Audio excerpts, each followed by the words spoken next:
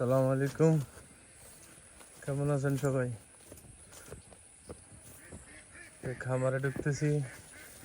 আফসার ভাই বলে আমগুলো ঘর বানাইছে, যে দিহি আর সব নিচে।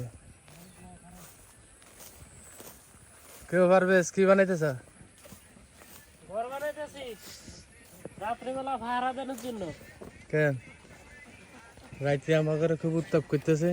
এই যে আমগো মিস্ত্রি, এটা হচ্ছে আমগো বসার জায়গা।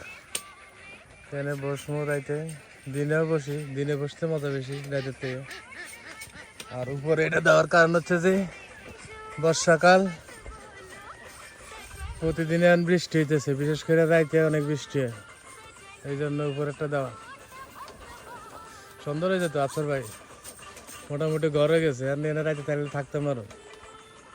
নিচে যে পারবে বস্তার ভিতরে ঢুকাইয়া এটারে ফোন বানালে দেবে।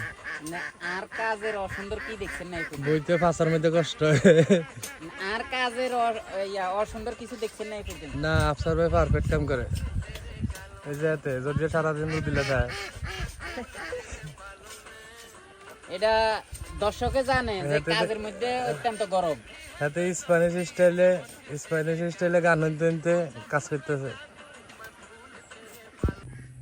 যে টেবিলটাও বানাইছে আজকে আফসার ভাই, আবার এটাও বানাইছে